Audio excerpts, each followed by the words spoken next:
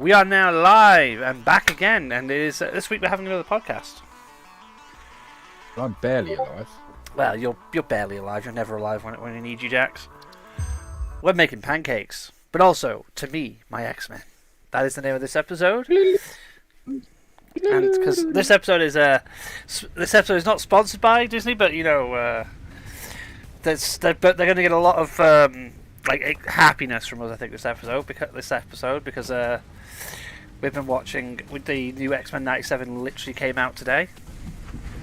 Yes, we are sycophants, so it's mostly going to be, isn't it awesome? How wonderful, isn't it? Oh yes. If you've come here to have people whinge about it, well, go I'm fuck. lucky. You might want to go fuck off some other channel. This channel's not going to be doing that.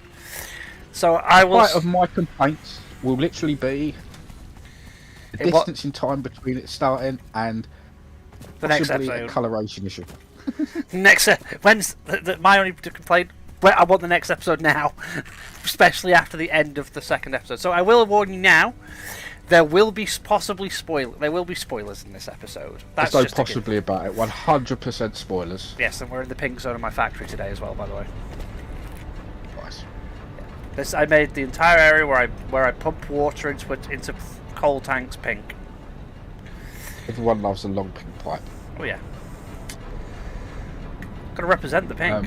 But yeah, I think to start with, I think we should do the first episode because Jesus Christ, the open. Oh, yes, the opening. Really, so they might as well just start about the opening title cards for it. Oh yeah, absolutely fantastic. It was a complete homage to the original series. It wasn't just that, they recreated the opening of the original series. All they did was change, I think, 2 characters that nobody really knew who the fuck they were anyway, half the time. Oh, no, so they've added both Morph and Bishop to the named beginnings. Yep, and they added Deathstrike and I can't remember who it was. It's next to Deathstrike now. You mean Lady Deathstrike and Deathstrike? Yeah, so Deathstrike and I can't remember who the other person that's next to her is because they changed. If you notice, 2 characters.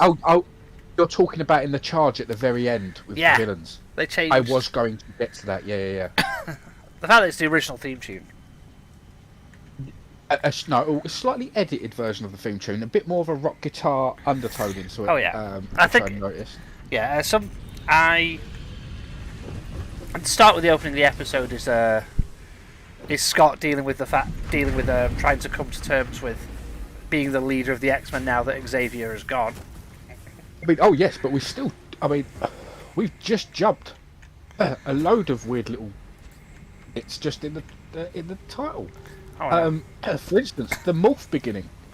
Yeah. Your appearance of Morph with his name, which is very cool, but possibly one of the more sinister of the lot. All of them are fighting and winning their battles in that little named clip. Yep. Except for Morph, who's having a full-blown freak out and breakdown with Mr. Sinister's face looking over him. Yeah, in one eye. Yes.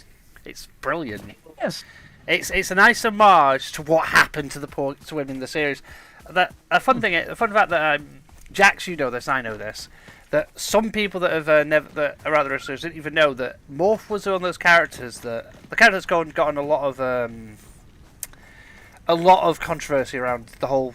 They've gone he's non-binary, which I'm going to address something else about that one because have you seen what the OG creator said about it? Here's the thing. That kind. We've discussed this. Oh yeah, we have. It's not a big problem with characters and things doing stuff like that. It's as long as there's a reason, a story. It's good for the story. It has to be right for the character. Oh yeah. And this is one of the things that does knock me about the fact that we don't go a day later, and we've actually gone a year later, because you can tell a lot has happened to that character who wasn't a really cared for character originally. But the animated series made that character popular, and he was an underground character that was very much loved because his story was so dark and so poignant in the animated series. Oh yeah. But this change in the new one, that character, and for everything that they want to impart on this character, they really needed a story of why he's changed, because Well, or why he's opened himself up to those things, because I have a feeling that we'll find that out, because if you haven't noticed, no one has. The other thing is, have you noticed it's not the thing that you were kind of worrying about? I think originally, where they were the fact that when they announced it, and I think a lot of people were about, oh, they're gonna just shove it in our face that he's non-binary, and no one has mentioned it in the entire show. It's just morph. It's they're doing it in the way that it should be done. They just exist. Don't call attention to it. That it's just, as long as the character exists, there's no reason for us to even question why they are. But I will point on that controversy though, is the OG creators of the show, one of the OG creators of the actual the original one. I will admit, I read his Twitter and just started laughing because he did raise a good point. Did we teach you nothing when you were nothing?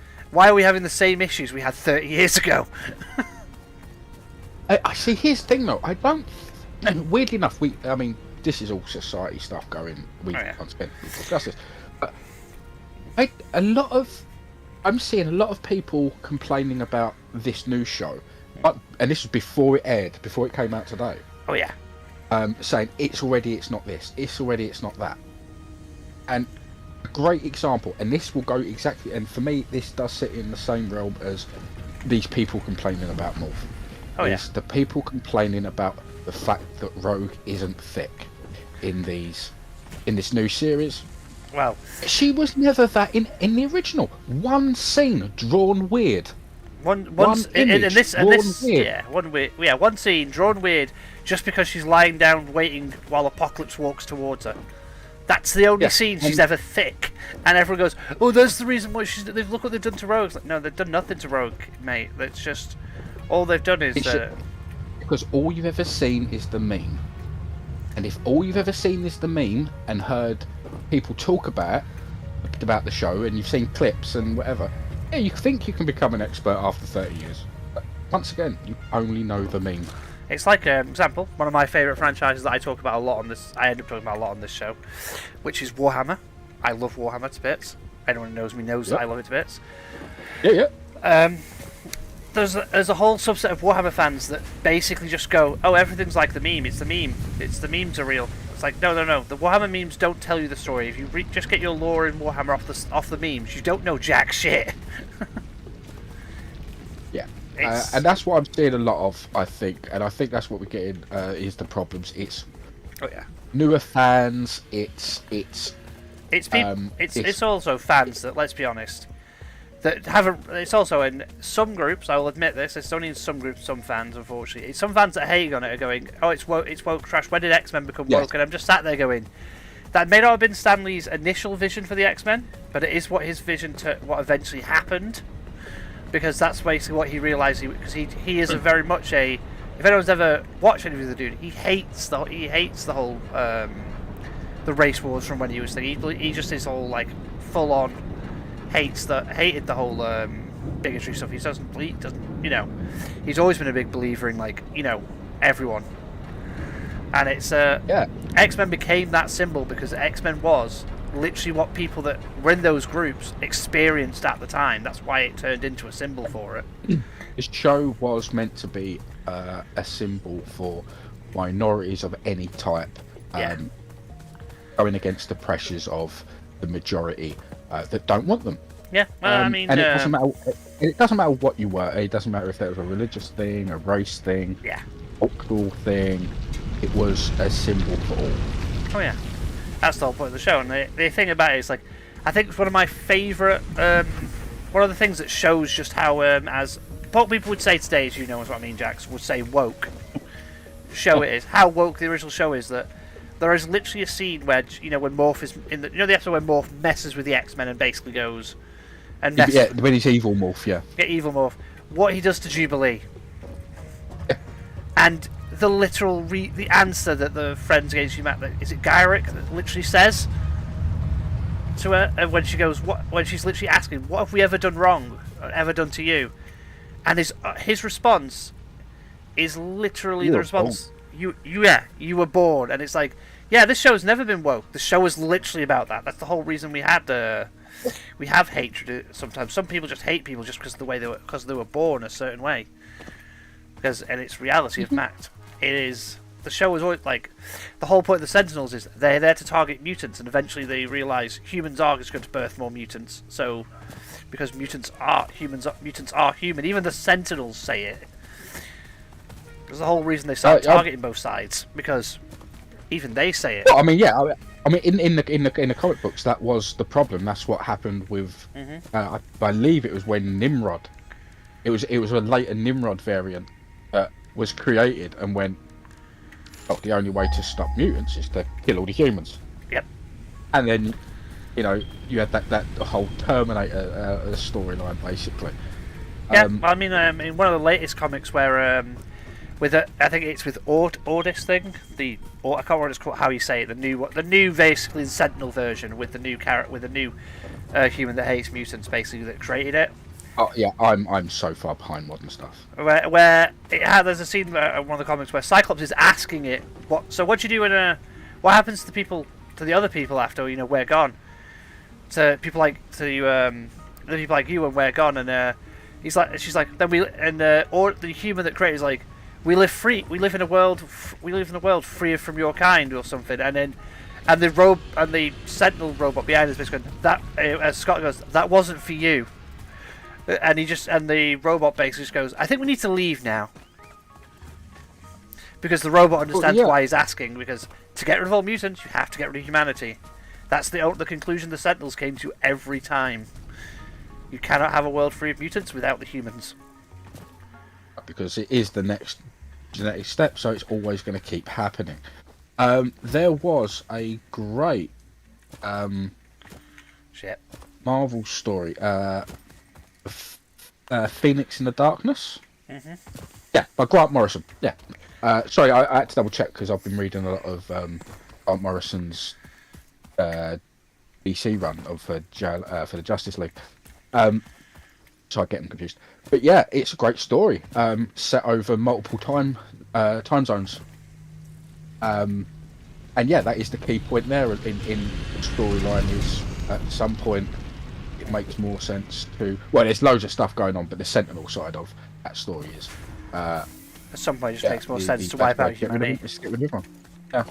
That's for anyone that does know that story or wants to read it. It's a great one, in which I have a question for you, Jax. Yes. This is something that's completely off topic from talking about the X-Men stuff at the minute. Have you tried the Marvel? Is it the Marvel Unlimited thing they have on the Marvel actual website? You know, the one the subscription that gets you access to all the comics. I have. I had both that and DC for about a year when they came out. I was going to ask if you think before you got it was. You think it was any good? Yes, it was well worth it. The only reason I did cut the service, and I cut both services, was because I was actually getting back into buying physical comics again. I would buy loads of physical books. Like I was almost bought an X-Men one that I saw in the shop today when I was out shopping. But I was like, no, I don't have the space for it. That's the problem. You know what I mean? But on a serious note, I had both DC and Marvel. When the Marvel one came out a bit later. For a year, the DC one I had for a bit longer. And for the price I paid for them,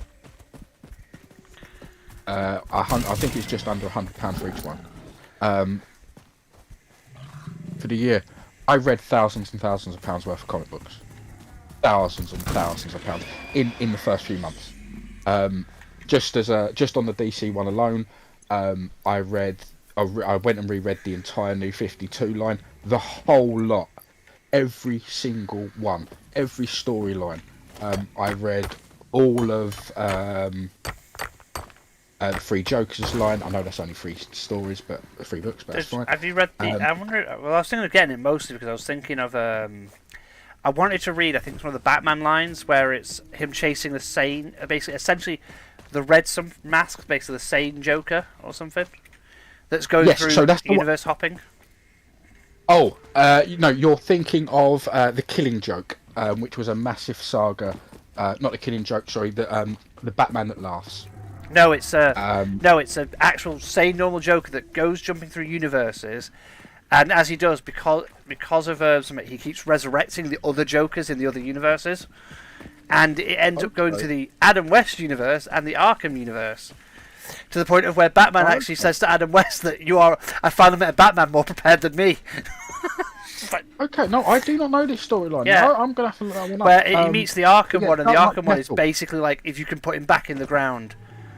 Yeah. It's like because it's the whole point of Arkham Batman. You know, is like after Arkham Knight, he's where did everything get me at the end when he was gone? It's like it's the whole fallout of everything. It's like, oh, this is so cool. I just want to read it because it's nice to see like jumping through different your worlds and getting all these glimpses of the different like versions of it, like the animated series one or the all the ones from the various different shows and stuff. Yeah. Like in a comic, like here we should acknowledge all of this shit. Well, weirdly enough, so the storyline I thought you was talking about is Metal. Actually, Dark Knight's Metal.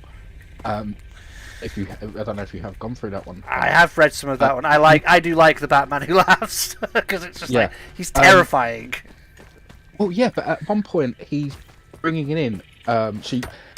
This opens up the whole idea that for many years we've only been seeing half of the multiverse in DC, and all we've ever seen is the positive version, the light version of the multiverse, and all of a sudden access has been broken into the dark multiverse.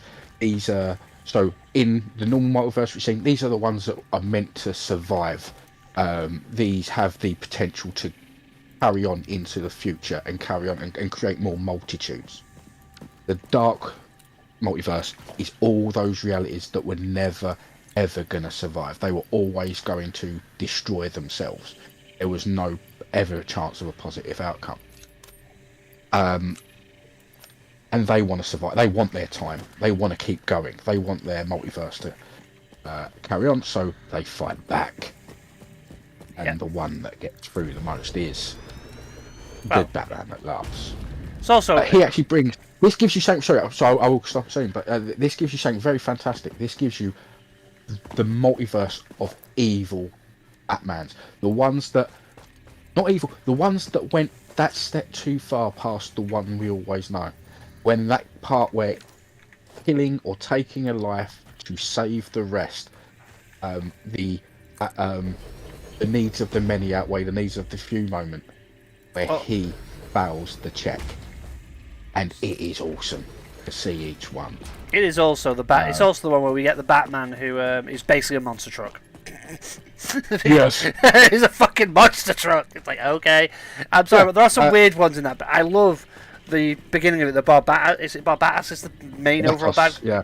Like this. Yeah. The once Batman's become basically his emissary or something. It shares a great line with an animated Justice League story, in which I know I shouldn't really spoil this, but there's a point where the two are up against each other and looking. And in the animated one, it was Batman versus Owlman. And our Batman, the good one, looked at the face of the more powerful, technically, thing in front of him, the one that believes it's right, and says, "I looked into the darkness. You blinked. That's why you're the failure. I don't kill. You lost." And that is that turning point, for me. It's corny, but I love it. Oh yeah, I don't kill because you blink. Yeah, but the Batman that laughs is just genuinely a terrifying fucking villain when he shows up in those comics. It's like, oh, okay, this is actually finally this is a Batman villain that is actually terrifying compared to the Joker's scary, but the Joker's also oftentimes, in my opinion, is always oftentimes played more as the comedian than an actual, terrifying villain. A lot of time, unfortunately, but yeah. When he's played as that terrifying villain, the things he comes up with and just comes out with and does is fucking horrific. Yeah. But my main thing with the Joker, though, is that the Joker is Batman and the Joker are like one of the most iconic villains. But I do hope with Superman Legacy, there's one thing because James Gunn was I think we James Gunn's tweets about stuff he was using for inspiration for it. That he was using scenes from like comics that a lot of people just gloss over, like the little bits where Superman is like just saves someone from jumping off a building, or just like stops by with like, you know, people that he basically, you know, once, you know, got arrested, you know, because of, you know, he stopped them doing a crime, and they've turned their life around and stuff. And it's like, yeah, this is what we want, because that's the thing that makes Superman kind of interesting, because it's him saving the cat out of the tree and smiling at the child. Yeah, it's him doing the little things, because unfortunately Superman is, and it always will be, in terms of as a hero and as a character when it comes to fighting bad guys like his superpowered villains, is boring in my opinion, and that's me. Yes. Other Superman fans will probably scream it, but when he's doing the low level shit, the little stuff that he does, that's like that he only does because he was raised by the Kents. It's, you understand, this is the thing that makes the character grounded, a bit more grounded. You are so right. The nail on the head. It is why the Christopher Reeves one is still so beautiful and so loved. Because we know how powerful, so especially now, right? I mean, comparing modern day Superman to Christopher Reeves Superman to George Reeves Superman are almost different characters. And we all know that Snyder got it wrong, because anyone should stop trying to praise Snyder's Superman. His Superman lost what makes Superman Superman, because the entire fucking universe was depressing. And I'm sorry. Here's the thing that I'm going to say something here, and you're going to go, huh? I'm going to have a slight defense of the Snyder Superman here. What? That universe, as much as I hated it, and as much as I've got my issues with it, is very reflective of the books of the time, which I wasn't reading. I mean, it was. I was the New 52 stuff, which is really what it is kind of based on. It is a bit darker. It's a bit more miserable. But the point is that the Superman character is what he is now in the comic books, which is a hyper character. It is a god tier character. I mean, yes, you've got magic and you've got kryptonite that nullifies him, but you never use that in an interesting way in the stories. No. I mean, if Lex Luthor had been spending the last 10-15 years making sure that lead deposits are laced with kryptonite, then all of a sudden bullets start affecting Superman. That's a great storyline. Or the same fact is that actually the villain is a magical villain for once, because that's something they haven't done in any of the films. Oh, I know. And that would be an interesting run. I mean, having him go up against any of the evil sorcerers in, or even one of the Magic Kryptonian characters would be an interesting thing. You have someone there that's matched, and it gives Superman all his powers. He is still all powerful, and you see him use those powers, and it doesn't affect the person he's fighting as much as you would think. I mean, it does affect him, but also the attacks that are coming in are affecting him a lot worse. You need to nullify those sort of characters until you come to teams like the Justice League, and that's when boom, boom, boom, you can have him go beat a planet up. Oh yeah. So that is my only defense of those. But yeah, they are, and yeah, but you're right, James. I have a lot of hope for James Gunn, and I do think he is going to take those weird quite a bit.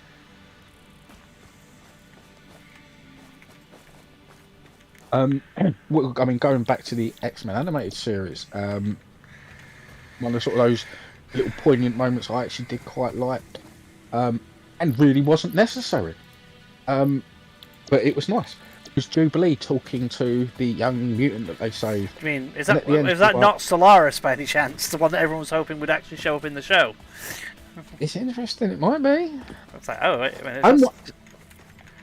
I'm wondering though, if that might be a slight change. Cannonball. Maybe. But I will say one thing. What's his name? I will say one thing though. I think a certain character in that first episode got their dues when we get to that scene. I did love the bit with the Friends Against Humanity where they're using Sentinel weapons, and where Trask literally said, because I'll admit now we know the title of the last 3 episodes. Yeah. And Trask saying that is I now kind of get. I have a feeling I know. I have a kind of. I don't know if I'm right, but I have a feeling I know what the last episode is and why it's called that. Mm-hmm. I have a feeling it's going to be a certain comic book thing. You know, remember the first mutant nation that was set up? Because now Genosha is the mutant nation. Do you remember the massacre? Yeah, yeah. I'm kind of thinking the same thing. I have a feeling that last 2 episodes is the reason it's so bad is it's the massacre of Genosha. It's the and it'll be, and if it is, the fact that they've done that is ramming home the point of yeah, we're back, and because we know you've all grown up, we're going to touch on the dark storylines finally. Well, here's the thing, and here's why I think you're right as well. Because of something that actually happened as well in the first episode, was our first visual shot of Magneto. Essentially, was him saving the Morlocks and then coming back and being pompous, going, "I can't believe Charles never used his money to save the poor mutants in the sewers and send them to a nice place that loves mutants. The Genosian colony. You know, we could have kept them out. You could have looked after them." Can you imagine a great storyline in which not only does Magneto take charge of the X-Men like he has, actually becomes like that kind of almost nicer character, that Joseph type character, in the comic books, and he is part of the X-Men true and proper. Oh well, I think we skipped an episode because the Magneto scene's in episode 2, because it's episode 1 ends with him arriving at the mansion and telling them, and giving the book to Cyclops. You are right. Yes, the Will and Testament. You are right. Yeah, but I will. Anyway, episode 1, the fight in the I will say the best entrance in episode 1 is the Friends of Humanity bit when the boss of them immediately knows what's about to happen. He's like, "Wait a minute, why is the air changing?" And I love how even Storm literally is still giving them a chance. She still gives them a chance to put their weapons down and escape, and it's like, yeah, you have captured this character perfectly. You have captured what made us fall in love with Storm in the first place. I know I'm just jumping a little bit ahead in the episode, but the fight in the Sentinel base with the Master Mold. Yeah. I was on the train watching this episode, that part of the episode, and I wasn't expecting really a tingle down the spine for a fight scene in the show. Do you mean they land, and Scott Summers says, after a battle, Scott Summers says, "Full cast." And from the moment that lightning first shot hits the ground and turns the sand to glass. Oh yeah, you're like, uh-oh. I started smiling and laughing on a packed train. Oh yeah, but it's not just that. I don't think that's just a bit. It's the fact. It's what the Sentinel says. It's what the Sentinel acts as Omega level threat detector. It's like, oh, you just did it. Oh shit! You just upset someone. And yes, I was giggling like a child. I thought it was very, very good. It was also they finally fucking acknowledged Storm is above is like leagues above the rest of the X-Men. She is an Omega level. And from a very long time as well. It's never. Yeah, you're right. It's never really acknowledged that actually she is her power set capped out long before anyone else's did. Yeah. Long before there was an Omega level Jean Grey. Yeah. And also that scene though, it's just like every strike turned the sand to glass. It's just like, oh no. It's the fact that all the Sentinels immediately went after her instead of the X-Men. It's like, oh no, we need to all focus on this one target. You knew at that point that's an Omega level mutant. We're fucked. No. And to be fair, also, it kind of makes sense. I mean, Magneto, he can control the magnetosphere. Storm controls and control global weather, not just local, global. Yeah. You know, yeah. No limit. Great, love it. Oh yeah, it's the sheer fact that happened. It was like, oh yeah, Storm is a Omega level mutant, and you acknowledged it finally in the show. you finally acknowledge that Storm is, just a badass. Yeah. To be fair, it took them a long time to do the same in the comic books as well. I mean, Oh yeah. But also, if you, the fact that when they find out where Trask is, did you know? Was I right by the way when I heard both Trask and Bolivar Trask and Gyrick speak? Were they the actual original actors back for both characters? I think so. I think you are right. Because also the guy that's doing changes. the only change really is Jean Grey is now Jennifer Hale, and she does a very decent impression of the actress that played Jean Grey. Yep. Who is also in the show as well as someone else. Mm-hmm. What I also did notice though, the guy that's doing the Cyclops' voice, because the guy that played him originally unfortunately passed away in 2022. Yeah. I think it was 2022, or it passed away quite a couple of years ago. But the guy doing Cyclops' voice really does sound like Cyclops from the original. Like, do you know why? And do you know what other role he did? Which was? Oh, I'll tell you why first. So the reason why is he's actually an impressionist. He's a very, very good impressionist. By all accounts, from what I hear, he's a person that can do an impression by ear. You start talking, after a few minutes of just working his mouth out, he will copy your voice. Mm-hmm. His other role was as the Red Skull in the Marvel movies because they couldn't get the original guy back. Oh, they couldn't get Hugo Weaving back. No. So the current Cyclops was He's the brilliant. live-action Red Skull. When he returned in the Endgame movie, which was quite nice. So does that give us an option then that we're going to see Scott Summers turn into Omega Red? Omega Red's already in the show. Yeah. But Scott Summers did become Omega Red for a bit. He also so the second episode with Magneto. I love the fact that Rogue's the one that's Magneto's confident, and it makes sense if you've read some of the comics. Yeah. Like some people are very shocked about a certain scene in that episode. I was surprised about that as well. I was like, I knew this was. I kind of was like, are they going to do the fact that Rogue and Magneto can actually touch? Because that's the only person one of the few mutants who's able to touch. Yeah, there is one other person she had a relationship with because of their power, and she found that out by accident. Do you know who that is? No. Can't remember. When he's in his still form. Oh yeah, he's immune to her. He's immune to her. So they had a relationship for a bit, which pissed off both Gambit and Kitty Pryde. Yeah, Gambit's very. You could tell, and when after that bit, and Gambit caught them at that scene in the episode. Yeah. So, in episode 2. Major spoiler in episode 2. Episode 2 is absolutely heartbreaking in my opinion. I will admit I cried at the scene. You know what scene I'm on about, Jax. Yep, and I think it's going to be doubly heartbreaking, as I was talking about earlier. Is I think it's actually setting up. The return of the literally. Well, I think what we've seen is, like I say, so I'll go back to what I was saying quickly. And then, yeah. So, refresh. Magneto's been sending all the mutants he's saving to Genosha, and we're going to get this great storyline where he becomes the quintessential leader of the X-Men, good and true.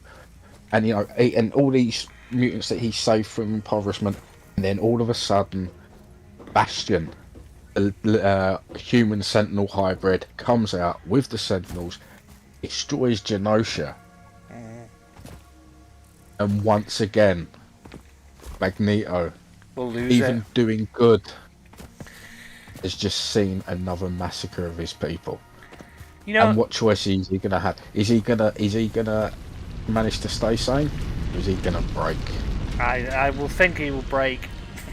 It's the horrible And do you know what would be a great ending to this season?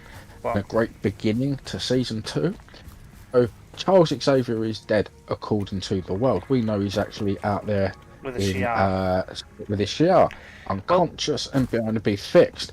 What happens? Actually, if you pay attention, I rewatched that episode. I was going to say one thing. If I say, she actually doesn't say they can fix his body. She just says that he will not be able. She doesn't say he'll ever be able to return. She doesn't say that it's only his spirit they can save, not his body. That's what she actually says. It's his mind they can save. Yeah, no, chances are we're going to see him in a clone body or something. That was the prefix, I believe. But one great villain that comes out of both Charles Xavier being in mental distress and Magneto being in mental distress is the character Onslaught, in which both of them psychically join together and create one of the most nastiest mutants in X-Men history. It's a beyond Omega level Hydra base Chimera, and it is fantastic. Oh yeah, if we got that as a villain. Charles, but the whole thing of that of episode 2 is them basically it's Magneto trying to earn their trust, and I do love that he finally showed restraint and saved the president and all the judges from the Friends of Humanity, and even when you knew full well after what happened after the heartbreaking part of that episode that I don't want to mention because I will say we'll just say that episode's heartbreaking bit is that unfortunately the most powerful of the X-Men ends up losing their powers. Yes. And is ended up even by Hank's point at that bit because they don't know for certain is, as far as they can tell, it's permanent that Storm has lost her powers. Yeah. That scene though, it's when she's on the ground after being hit. Just that was dark. I can't feel the air, the breeze. It's just like no, why why'd you do this to me? This that was dark. You just Storm just lost everything. It's like oh god. You have literally just gone, yeah, we're gonna traumatize you. It's like, here's your new show. Have trauma. Let's be absolutely honest, that is what happened. Gotta say though, when the Magneto started pulling all the bits around, I was like, well, his time as the good guy lasted. Oh yeah, and then it's like he's trying so hard to uphold Xavier's dream, and it's like I can't hate him. He's doing what he's. Tears running down his face while he's looking at the planet Earth, and he's like, and it's that moment I want to kill you for this. You don't understand. He does, yeah. But it's like and weird enough, at this point in time, he could, and no one really could stop him. No, none of them can stop him, but he doesn't. He shows. The King's a mess. Yeah. He's like, it's so well done. It's like this is the first episode's like a perfect return to, what we've watching that show. The second episode is we're gonna break your heart straight away. We're just gonna show you we're gonna give you an actual emotional show with, because you care about these characters. We know you care about these characters. We're not gonna destroy these characters. We're just gonna give you a show and a reason to. Because I have a feeling this series we're going to see Storm every so often, in little scenes, and it's going to be character development for Storm developing, trying to live without her powers. Because she is a character that's had her powers for so long, so point of where she was, as we all know, worshipped her almost originally as a goddess, and she still is in her area. Yeah, and by all rights is a goddess with her powers, but she's just like. It's going to be a very sad set of sad thing with the Storm. It's like it was an absolutely heartbreaking moment watching her I can't feel she couldn't feel the breeze. It's like it's just horrific to watch it.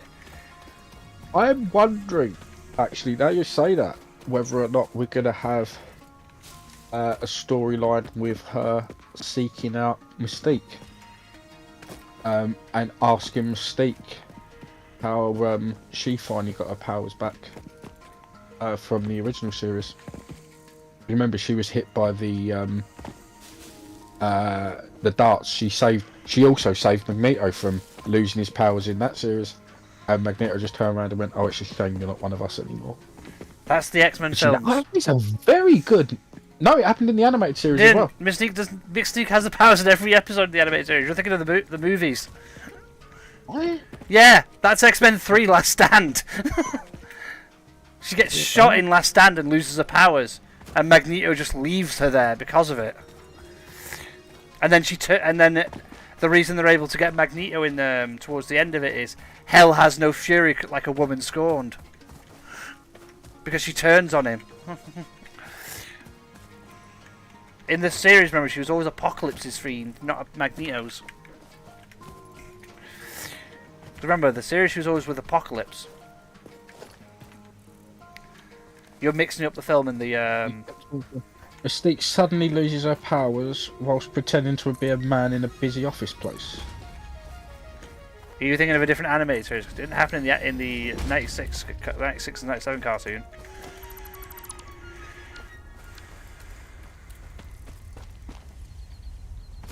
But that's too soon.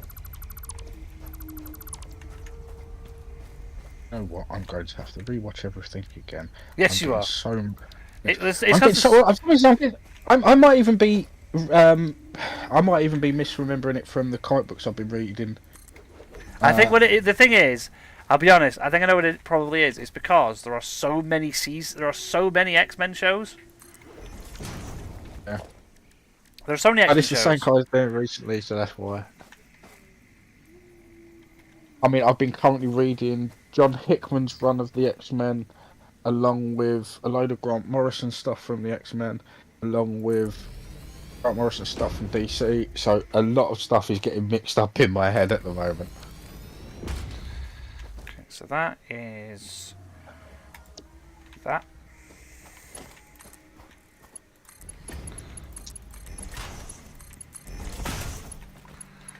I was literally telling someone the other day about the first few issues of Grant Morrison's run on LA. It's a great Martian invasion storyline.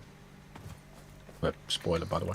Is it the War of the Worlds one? The Justice League versus the War of the Worlds.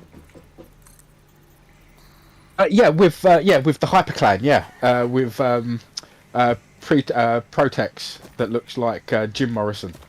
But anyway, I was, and one of the things early on that kind of gives a clue to the reader as what's actually happening is that they mention it seems to be all the big fire users have lost all their powers.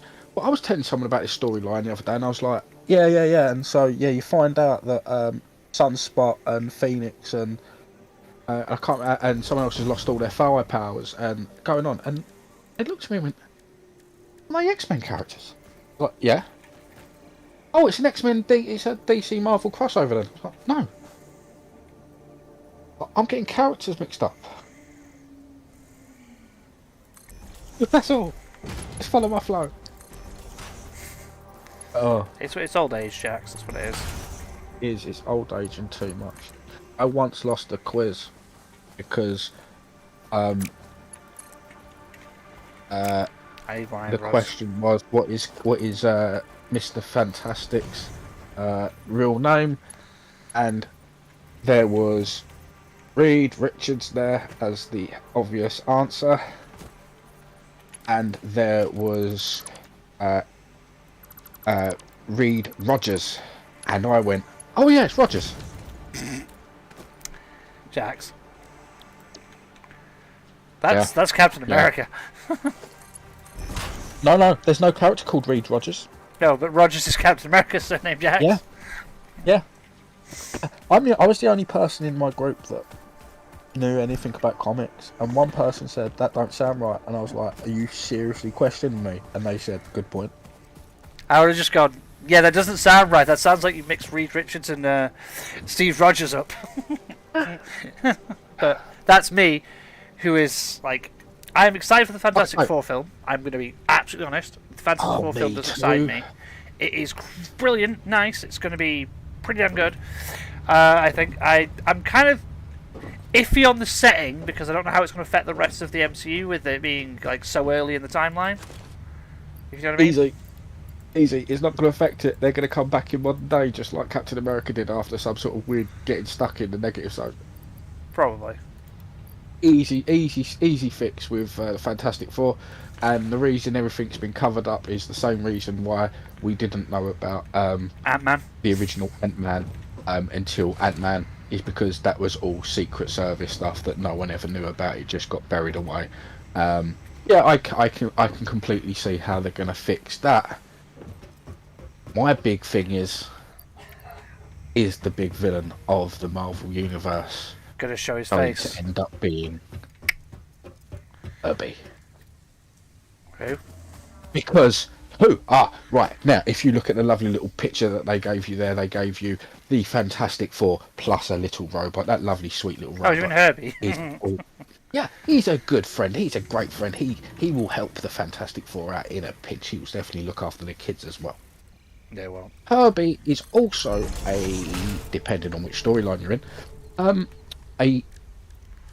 basically a node and a repository of information for the Grand Intelligence, which in the Marvel Cinematic Universe is dead. It was destroyed. So what In the would Supreme happen when Intelligence, that but thing yes. comes? Supreme Intelligence, yes, sorry. No, it's the one from Nova. Oh, that's It's the World the, Mind. World Mind. Yes, there we go. The And World Mind. apparently, So, the yeah. World Mind may not be dead.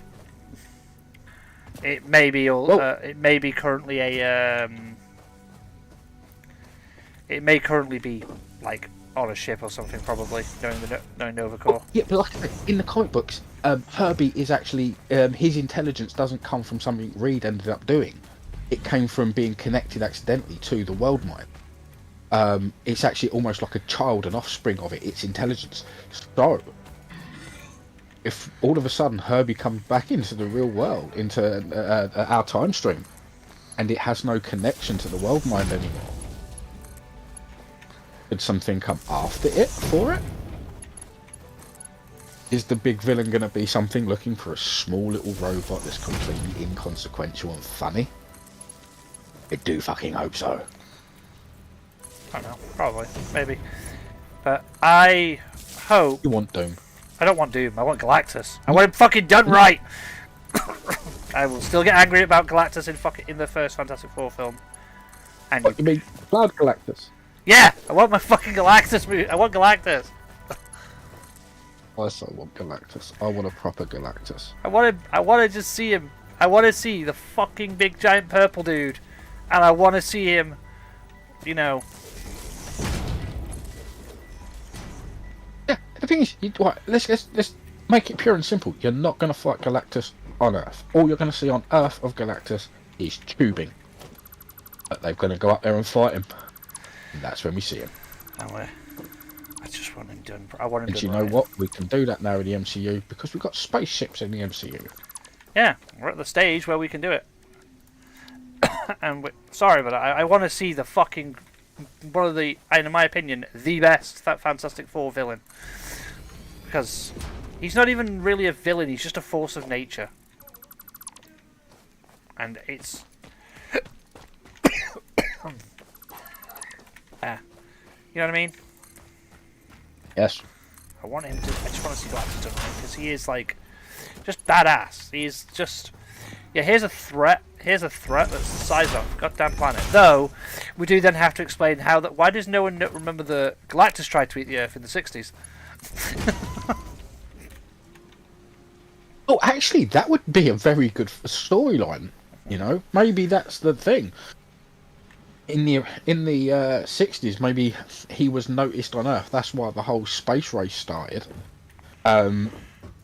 Fantastic Four get out there. They get hit with the cosmic rays, and they meet him. They fight him off, and the deal is made. You don't come back. Earth is protected. But then Galactus hasn't sensed the Fantastic Four in a long time. Maybe it's safe to go back. That would be good. Well, actually, I mean, there's loads of reasons he could come back. I mean, we have got at some point they did say they're going to start doing something with sticking out the side of the planet. Well, It- Thunderbolts. That's apparently what that is going to address it. It's an arms race for it, and they're essentially the Suicide Squad. The US puts in charge of the US's recovery of Tiamat. Yeah, but as we know from the comic books, the reason Galactus eats planets is to kill, or to drain the life force from emerge and stop emerging Sentinels. Celestials. So, I mean, I definitely think he might be interested at one of them half breaking out and being stopped. I mean, he's an intelligent creature. He also far more intelligent than any doesn't of us, want to do it half the time. It's the hunger that he has. It's a hunger. He can't. has to do it. It's the same reason you're eating a burger or a stick. It's Vale. It is one of those things. But he is also technically he's kind of a sympathetic villain in the sense of he doesn't want to eat all these worlds. It's just he kind of has no choice. Yeah, he's not after the people. I mean, if you could escape, you could escape. He's not going to hunt you down. Oh yeah, the whole Silver Surfer deal where he makes a deal with the Silver Surfer. Yeah, I mean that is a Silver Surfer specific set of things. Though there is one controversy about the film that apparently the Silver Surfer in it they were looking for a woman to be the Silver Surfer. See, here's the thing. I don't really mind whatever they do with the Silver Surfer because, Silver Surfer is a cool character, and yes, he's generally always a dude. But here's my what? Here's the thing. Galactus has had many heralds, both male and female. Yeah. Most of them have been freaking awesome characters. I don't understand why you don't grab one of these characters out and use those and use a moment to show how great these other characters are. Because it'd affect two things. It would stop people that don't like, out of principle, any kind of swapping or changing. Yeah. It As would we discussed also on last give episode, you a we chance. know my. Oh wait, no, we didn't discuss it on last episode. We discussed it yesterday. Was it yesterday? Or was it last episode? Last episode, I think. Yeah, we discussed my thing. Is as long as you don't change what makes the character like themselves. So, are they silver? Yes. Are they a surfer? Yes, for some weird reason. Did they do the deal because they wanted to save their home world and the one they love? Yes. To me, that as long as you don't change that, you make the Silver Surfer the Silver Surfer. But I am also that person that just doesn't give a crap if you change the gender of a character, as long as you don't change what unless the gender is fundamentally part of the character, I don't care. Like example, I want to say one thing. Like example, I don't agree with Giancarlo Esposito wanting to play Charles Xavier, not because of only one reason. He wants to play the character, but doesn't want to play the character in the wheelchair. And unfortunately to me, that is one of those defining things about Charles. That That's an option. He could have all of his powers. Yeah. But a physical disadvantage, or he could have all of his physicality. Yeah. He is just a man. Yeah, it's the defining thing of this is dude that is physically disabled, and the only time he's never not is when he literally suppresses when his powers are suppressed. I don't even think the things that suppress his powers, it's just his making his powers will him to walk. I would, and even with even without that, we've seen where he's in multiple different storylines where if he uses a drug to get his legs back, that also nullifies his powers. Yeah. The two somehow seem to be connected. Yeah. I have a feeling it's probably also it might be technically. I do feel it's because he's a telepath. I do feel sometimes that it's probably, I don't know if this is ableism or anything, because I apologise, but it's that some of his inability to walk because of his powers might also be is it psychosomatic? Part of it is because he's a telepath. He basically makes himself he partially makes himself a little bit. because of. Yeah, I think there was a run or something where it was he uses so much of his mental capacity to use his abilities. It actually does. He basically turns off what he considers or his subconscious considers unessential. But yeah. But then there's also the other different ones where he's always shot or fell off or something. I mean, in Hickman's run, he gets a whole brand new body, like everyone does, and he can wander around. I can't remember now if that goes into the Sandra Nova storyline, which wouldn't be Charles Xavier, but I can't remember now. I think that might be the reason why they're walking in that one though, is because they're actually Cassandra Nova. Oh yeah. Anyway. But also, I'm excited for the another on the X-Men front, not the cartoon, but similar front. Deadpool film. The Deadpool and Wolverine film, or as Wolverine, or as Hugh Jackman tweeted, Wolverine an asshole. I did like. I love the banter between those two is hilarious. I really hope the rumours are true that we're going to get Henry Cavill as a variant Wolverine. It would be hilarious. I'm loving the rumours of all these characters that are apparently back in this movie that are all from, like, from past Marvel movies that aren't actually technically part of the MCU. They're just like Marvel's previous attempts to make movies. And I'm like, if you've really got all these actors back, I will love this film just for the sheer fact of seeing Jennifer Garner back as like Elektra, seeing some of the other X-Men actors back. The Rogue one, I will reserve right to see, because I've seen her in other stuff and she's really good in other stuff. If you know what I mean? Yeah. But as Rogue, I honestly think Bryan Singer did not do that character right at all. He just missed. Oh no, he did her dirty. He did her dirty. She is the Rogue is the most badass character in my opinion out of the X-Men. Have you seen the Rogue cut of Days of Future Past? No, I have not. Oh, please, my love, watch this, right? So the Rogue cut of Days of Future Past is all the stuff that Bryan Singer removed into the cinema. It's a whole different storyline. So the reason Rogue's not there at the beginning is she's been captured. So as well as trying to send Wolverine back into the past, they want someone that can actually use Pride's powers better than her, and so they can have two different teams. But they need Rogue back. So not only have you got this storyline in which they're trying to send Wolverine back, you've got this whole storyline with a group of mutants led by Bobby Drake, Iceman. Yeah, Iceman. Going after Rogue. And I'm telling you now, it is when you see the film how it's meant to be with Rogue in it, not only will you fall in love with Rogue, you will know that this is the better version of the film by every standard, and you'll be heartbroken. Oh yeah, but let's be honest as well.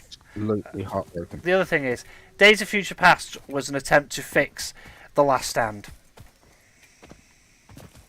But here's the thing: it film we got in the cinemas on DVD originally. How's that task? Oh yeah. The Rogue cut, on the other hand, exceeds. And it's really weird because they've literally ripped the heart of that story out of it. It really is. Well, actually, it's funny you say that Days of Future Past failed, because so many people reference X-Men. Because technically, after Days of Future Past, X-Men 1, X-Men 2, X-Men 3 never happened the way they happened. If you know what I mean? Yeah. They all everything changes. That's why we get into the reality of Logan. Yeah, but no, but it's not just that. It's they never happened. So technically, the way it works out in the is, and then we get the First Class and that. And I did enjoy First Class. Like, don't get me wrong, I enjoyed all three of the young versions of the the X-Men. Yeah. But I will fully agree that I will say with a lot of people that I can agree that the timeline's wrong, because they go, oh yeah, but how this was like this in X-Men 1, and I'm like, X-Men 1 never happened after Days of Future Past. That's the point. Oh. Those films never happen anymore. And here's the way to actually tell, funny enough. So when Wolverine actually finally wakes up in the new modern era, and it is a new modern era, technology is far more advanced than what it was before, for him, or for us, at least at that time. And that's how we know then that, by the way, that Logan is actually part of the universe that was created after Days of Future Past, because in that timeline technology was more advanced by 2024. And so that's why people keep going that one's it doesn't, people, one of the whinges is it doesn't make sense timeline wise because of the films, and it's like, actually no, it does, because Days of Future Past changes that. It and goes the end of that, literally, with the alarm clock, the floating alarm clock that's already anti-gravity, and it's just an alarm clock. That shows you technology's gone a different to a new path. extreme. It also, what a lot of people don't get is about it is that here's another big hint. The technical timeline of those films is X-Men, X-Men 2, X-Men: The Last Stand, Days of Future Past. Then it goes First Class, through the and then all the way up to Logan. And there are a lot of they did Apocalypse dirty. I will never not say they did Apocalypse dirty in that film. I love the actor that plays him, because he's also Moon Knight, and I completely forgot that he's also Moon Knight. But I will say that he wants you to forget that, by the way. He does. He has said publicly he hates that film. But I don't blame him, because they did Apocalypse dirty. Apocalypse is one of those characters that honestly deserves to be redone. They made him look like Ivan Ooze from the Power Rangers movie. Have you seen the original concept art? Yes. He looked like Apocalypse. It's like, why did you change the concept art? Why did you go against the concept art version and change him to Ivan Ooze? It's like, you should have just done Apocalypse from the animated series. And I do think if the MCU does the whole storyline and we get Apocalypse in the MCU, right, I full well think we are going to get Apocalypse as he looks like in the animated. Because if you notice the character designs they've picked for every character they've done in live action lately for the MCU, they've done the animated version of them. Even if you look at Deadpool's costume when in the new film, it's the one from the X-Men the animated series. The one episode the one episode that Morph turns into him. It's like, oh, so that's Ryan Reynolds though. Oh yeah, I know, but I think he's got that film is him. Yeah, everything that film's him. He loves Deadpool. It's like that's why he wanted to do the film, because he loves the character. But also, Ryan Reynolds is the real life Deadpool. Let's be fucking honest, because that dude was born in Canada. That dude is basically Deadpool in everything. But I don't have horrific healing factor cancer. That's basically Ryan Reynolds.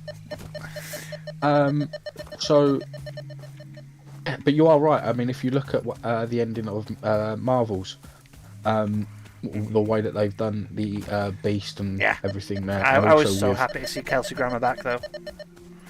And also with Multiverse of Madness there, you had really good comic costumes. Yep, and you had Xavier in the chair. Xavier in the chair. In the actual chair from the show, and I was like, oh my god, he's in the floating chair. The green suit. It's like, oh my god. The other thing missing from that entire thing was just Charles just going to me, my X-Men, and I know it's Patrick Stewart, but seriously, Patrick Stewart is... The thing about Patrick, he is the perfect Charles Xavier, because he is the classic look of that character. And I can get why he doesn't want to keep doing the character, and I will fully respect any actor's decision to not keep doing the character. It's the other reason why we haven't seen the X-Men so far, by the way. That a lot of people are thinking the other reason we're not seeing it, we haven't only just started to see them now. Because when Disney bought Fox, they had to keep all the contracts, which means a lot of the actors have to be brought back as the actors they were originally that they cast for them. Yes, no, and maybe you've so. That is one of the rumours of why we aren't seeing them just yet, because unfortunately they want to be able to cast actors that they can keep around for 10 years and not force people to stay around for stuff, and then we're gonna have to change you again, if that makes sense. So here's some bits that I do know, and some bits that are speculation, and some bits that are pretty good logical guesses.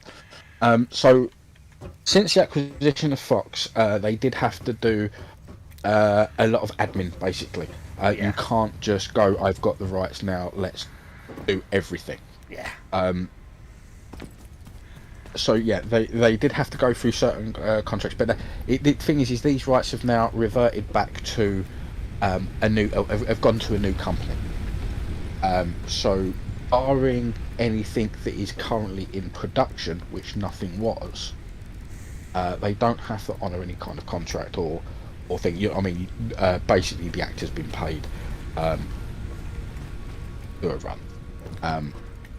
They don't have to do anything in those cases. The thing that would be the major issue is that literally straight after the Fox acquisition, the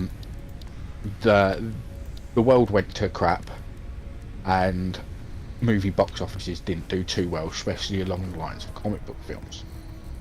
And in the background, Disney themselves are having a massive shake-up. So what I would have expected is that in the background there were 3 or 4 different projects in play, with us probably being told about it by the time the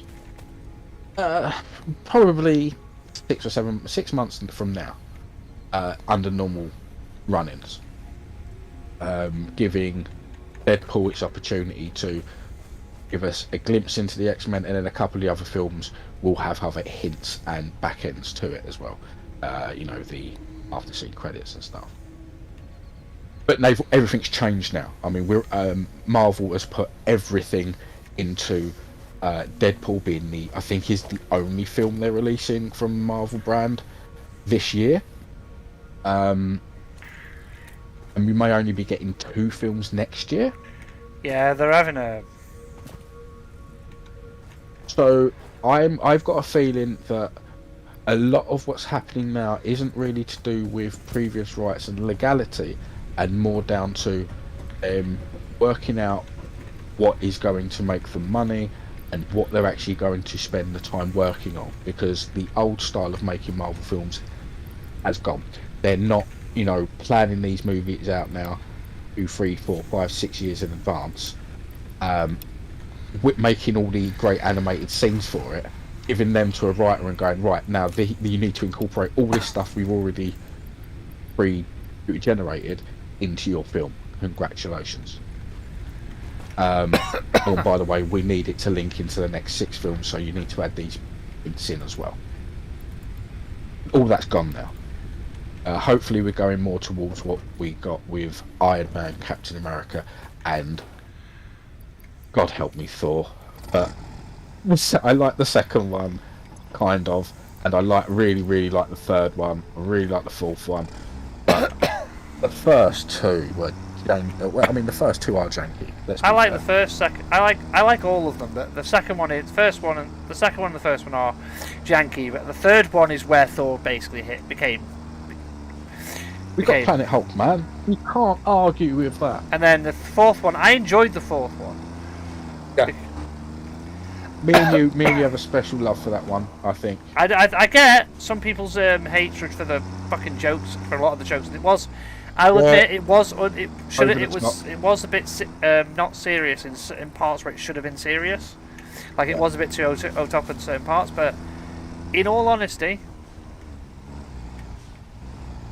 it was pretty damn good. Not gonna lie. Yeah.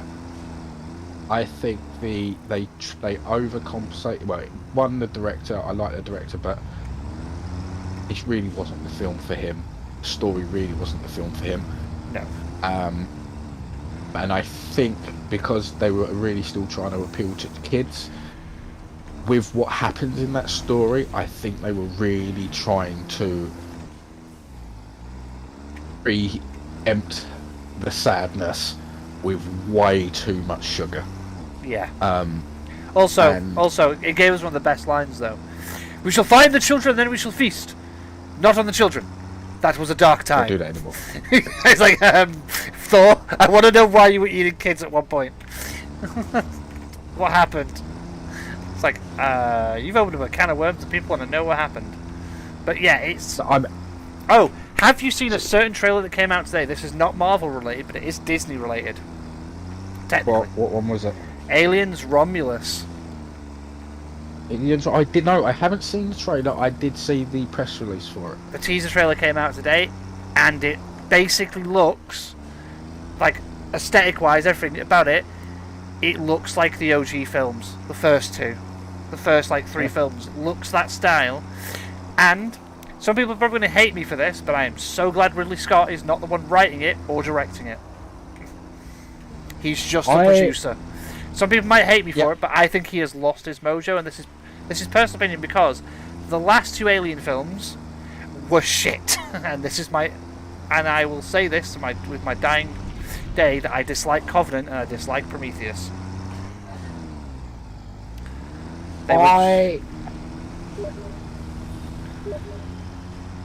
not my favourite film.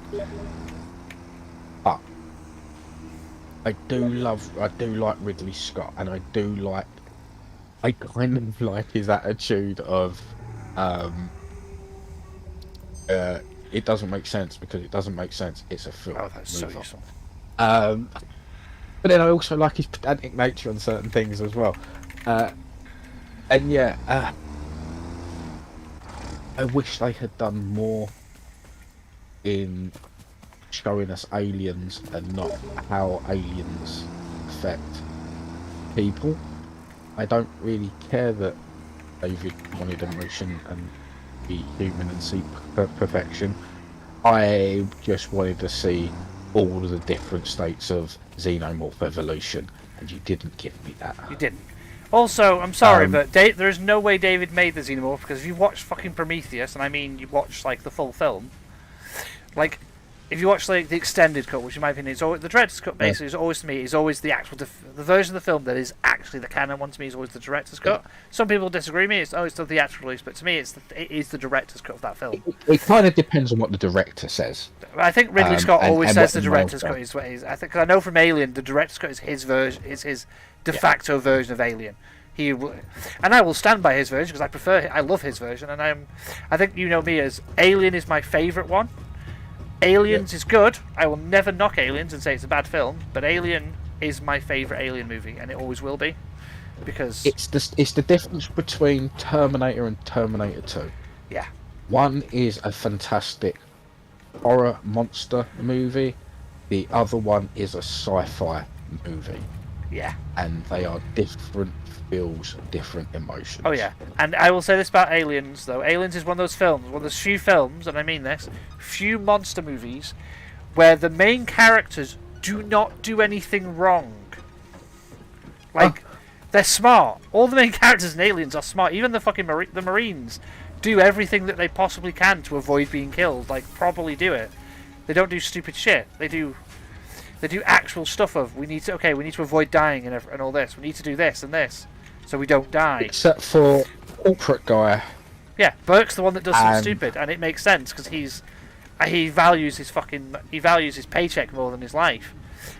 But it's like, and Ripley at the end does do something. I will admit does do something stupid, but I get the whole point. It's the it's the thing that about Alien that makes it so thingy. You've got your villains in Alien are not the alien most of the time. It's the humans who do. Yeah. It's the corporation. That's the whole point of it. And the alien is just this monster. It's just this monster that is not exactly evil. It's not evil. It's not a monster. It's doing what it does to survive. It's just an animal. But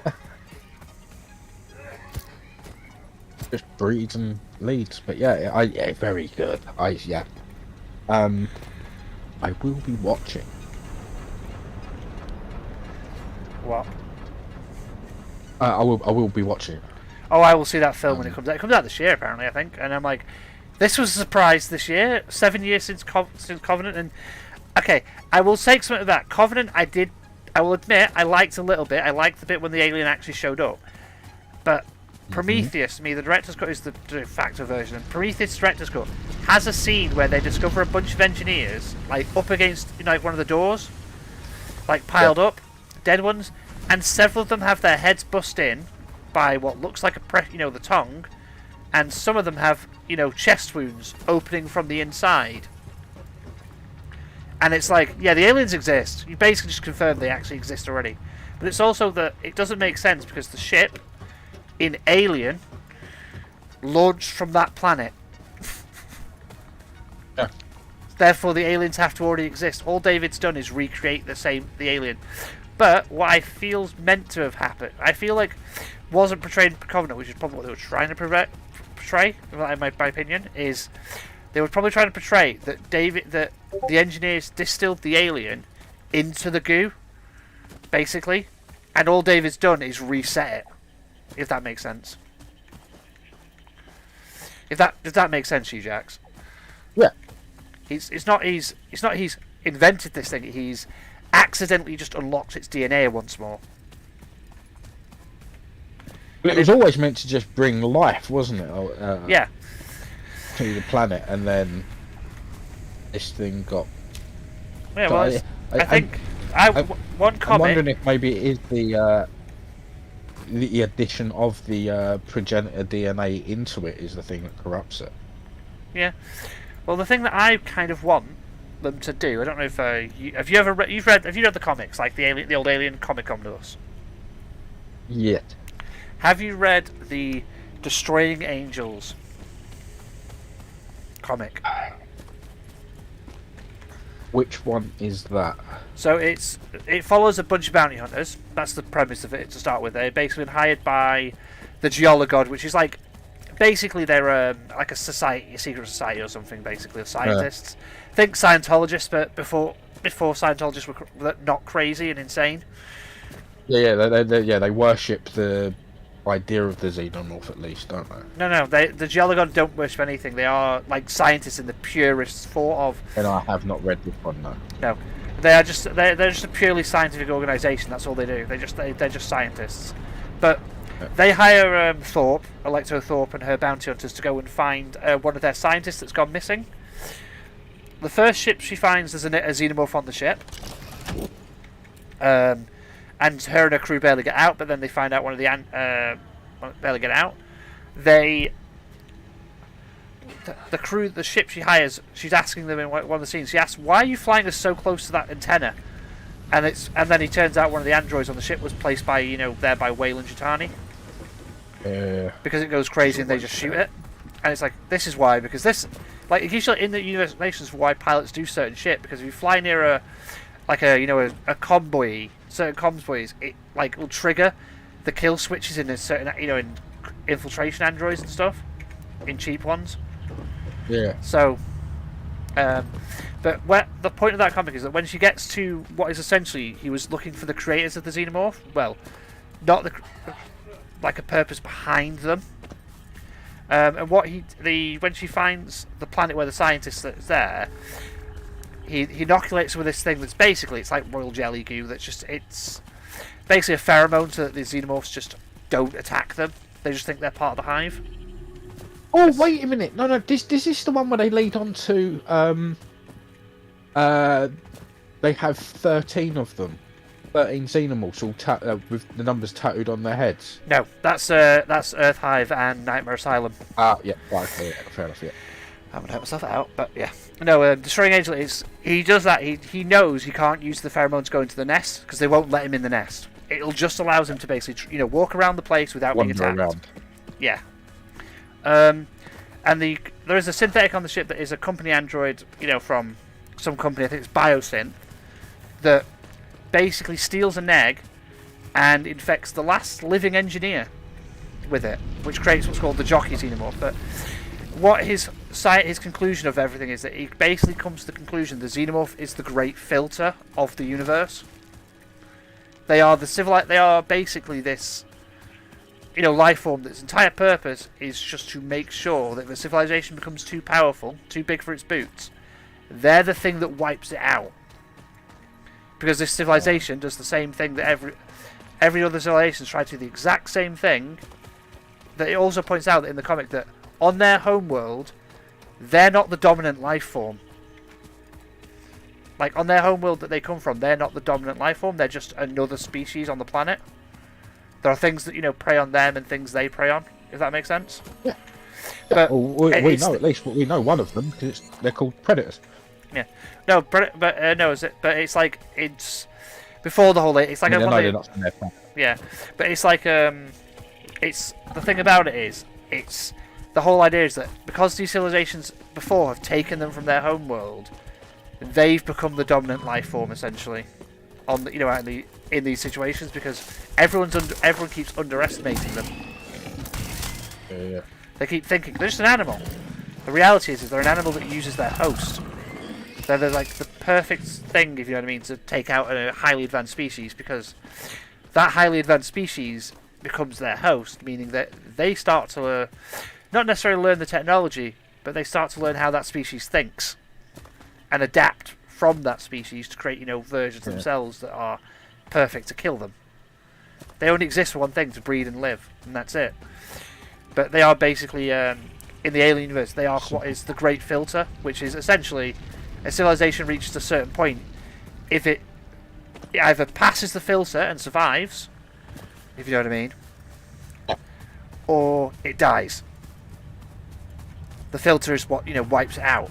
It's like the last challenge to become like a full-on proper spacefaring civilization essentially. And it's like it's this nice little thing of that the alien is just there as pure cosmic horror. It doesn't do anything out of malice, out of hatred, out of like any sort of like yeah, it just exists and it does what it does because it exists. That is the whole reason it's there. And it is the true like essence of like the whole dark cosmic Lovecraftian style horror. That is what the xenomorph is. And that is my problem I think with Covenant and Prometheus, because they try and add reasons, if you know what I mean, to why they exist. And what it's like, it's not they just are, it's just they exist because they try and define the undefinable. Yeah, and it's like when you try and do that, you kind of take away what makes the undefinable so good. Like you take away what makes the franchise so good is that the xenomorph is this thing that can't be defined. It just exists. It's there. And it's like but the Aliens Romulus trailer, I watched it and I was like, this just looks so good. I was like, this looks like proper, we are back to what the franchise is about. We are back to just straight up fucking horror, straight up there are xenomorphs and straight up people, corporations doing shitty things. And I will say this, that I'm excited for that because finally let's be a good movie again. I really want another good film. Because I think you can agree with me, Jax. We need another good film. We've had They shit. do. They need to start sorting themselves out on these fronts because there's no way on earth that we should have had a good Predator film for the last few years, except for with Prey. Prime. Prey. That's it. Perfect film. Love that. I loved it because it was return to what made the series great. This hero that was overcoming. A lot of people, like I will say this, a lot of people that are idiots say that she's a Mary Sue because she how could she do this? She'd lose to this thing, and it's like, did you not watch the same movie I was watching? Because she's definitely not a Mary Sue. That character fails so many times in that film. She fails at doing simple shit half the time in that film. You know what I mean? Once again, here's the thing. I love the people that say that, right? Because, one, if you watch the first film, Predator, and with Arnie, Arnie is a brute of a man, right? Yeah. In that film, he is the best of the best of the best of the best of the best. Yeah. He's tearing it up. But he was also a modern human using modern shit and techniques. Yep. That character was playing, and I know it's all act, which is also one of the reasons why. Fuck up about it being a Mary Sue. It's an actor doing a role. It's not real. It is what it is.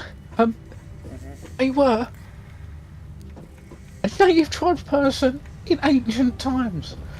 They were hardy as shit. There is literally footprints, fossilized footprints of humans running at close to 30 miles an hour. We can't do that now. Our human bodies are too frail. Even the most fastest people around cannot do that. Back then they could. So there's a chance, just a chance. Oh yeah. It's also That's not kick you out. Yeah, it's also, if you pay attention to the movie, this is essentially meant to be the first time this predator's come to Earth. It doesn't know what it's hunting. It's literally like the whole point of the film is it's killing random animals trying to find a worthy prey. And I love it because it's such a good film, because in the end, it is inventive how she kills it. She uses its own tools against it. And that is a brilliant way of doing it. It's a great way of doing it, and this is also one of the great things that both, for me, both the first pre-film with Arnie and Prey, a new research tree can now be accessed in the MAM. Yeah. It's the reason the human race wins against the technological better is through human ingenuity.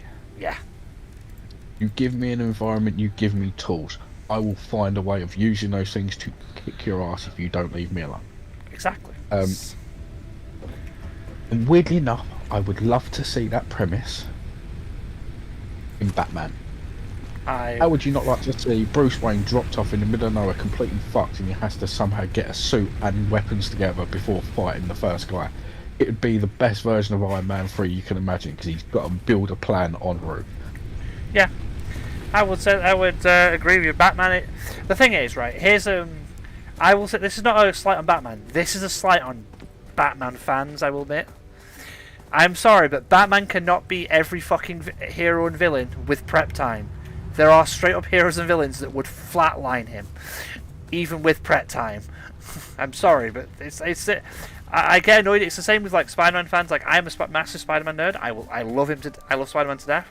Spider-Man cannot flatline every single fucking character in the world. I know that he literally does hold back on his strength whenever he does anything in the comics, because we have seen once, like I think 1 or 2 times, we have seen him use his full strength, and I think one time he literally beat someone with his pinky because he used his full strength. And I remember, and it's the only time I've ever seen him. He doesn't have an upper limit. He does have an upper limit. Yeah. Because he only has the proportionate strength. Yeah. Of a Spider. Yeah, and like Spider-Man's main, like the few times we've seen let loose is what is it? It's not Original Sin. It's the Civil War. Back in Black. Because the Kingpin does the dumbest thing in the history of villains: gets an assassin to shoot Aunt May. Yeah. And it does, unfortunately, to one of the comics that people hate, because Spider-Man can never be happy. But I don't think people. I think people miss the point of that comic. It's that Brand New Day is great. Oh yeah, One More Day. I think people miss the point is that they gave up their happiness forever. Mary Jane and Peter can never get back together without that deal being undone. And if that deal's undone, he loses Aunt May. Yeah, the Marvel Devil is brilliant. Marvel Devil is the best. He is hilarious. Just. Well, I mean, they've actually got the devil. Yeah. But Mephisto is a dick, though. He does so much shit just because. You know what? It'll be funny. I'm going to make you make a deal. Why? Because it's going to be funny for me, and you won't understand the consequences till it's too late. It'll be useful for me at some point, and it'll be interesting. Yeah. It's like but a lot of people seem to miss the point. One More Day's whole thing is that he made that deal. He'll never have his happiness that he's supposed to have because he had made that deal. That is the deal. The devil. That is the devil's, like, the devil in the details. If that makes sense. Oh yeah. Well, he gets in this case. He gets. I can't remember if the deal is he gets the life force of the lives that were changed in the new thing, and of course that's everyone's life, but he doesn't realise that. He thought he was just going to be him and anyway.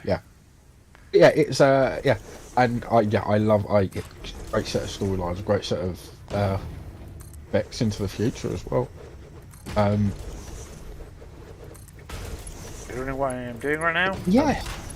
I mean the big one, I can't remember where I was going with that one. It was before Spider-Man. We were talking about Batman. The other thing is I do kind of like the idea of the prep time thing, because it is his thing in the comics. There are a few people. It's not so much it's the underestimation of his abilities that usually wins him out. Yeah. I mean, there's a great one in Grant Morrison storylines, and the Justice League are fighting this group of villains, and the Batplane gets absolutely mullered, destroyed. It's in like balling fireball hitting the ground, and they're fighting Superman and Wonder Woman, the Green Lantern, and the Flash, and one of them goes to go after the plane. And it's like, what are you doing? Out of all of them, he's just the human. He's not surviving the fireball plane crash. Oh yeah. Over here and fight super people. And of course, once the super people get captured, like there's Superman, Spider-Man's, Batman's just swimming along. I'll catch that motherfucker. I'll get there. And that's the great thing. Oh, yeah, it is. It's an underestimation, but I will admit, one of my favourite. Have you heard what the news? What's coming out in August? What's that? The amalgam. Marvel and DC are releasing all the crossover and amalgam stuff again. That would be fun. No, they are. That would be... It's on Amazon already. You can pre-order it. They are releasing it, and I'm like, oh my god, I want to buy all the Spider-Man and Batman crossovers because I've read a couple of them and I remember them just being hilarious because all Bruce is ever like is trying to tell him to shut up and he just keeps making jokes. I see your sense of humour hasn't improved. There was a great brilliant. Justice League versus the Avengers storyline there as well. I love the amalgam stuff because that is quite cool. Seeing all the different combos they did with like two characters combined together. Like, is it Captain America and Superman? It's like... Yes. The one I would like to see, and I don't know if they would do it, there was a Marvel versus DC storyline in which half the storylines were created and ended by the writers and half of them were voted on. I think this is how they did it, of how people thought the end would go. Yeah. And yeah, they were pretty good and pretty... some of the arguments were quite fun around those, especially on the ones that weren't voted on. So I'd love to see if they actually do release those.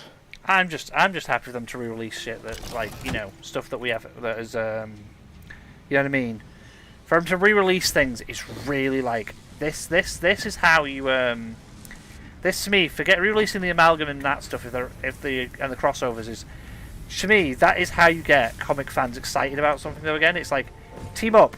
Don't have a war with each other. You'd realise if you two worked together you would be fucking unstoppable.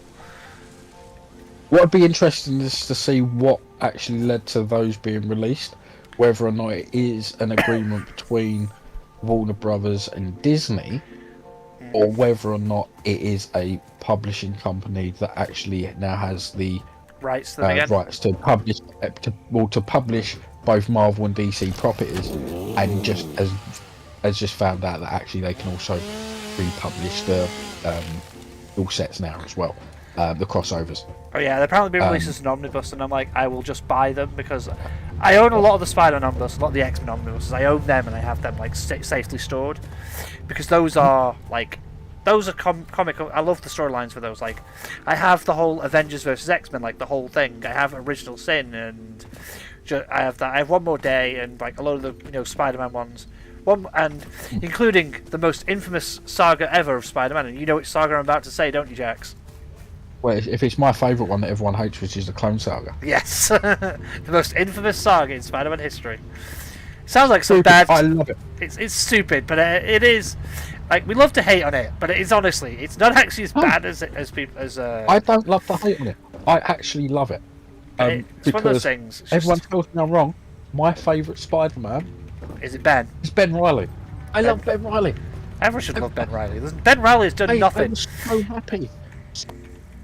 The new animated Spider-Man film. I just didn't like the way they portrayed him, kind of, because it's not. But I love Ben. And 1 second.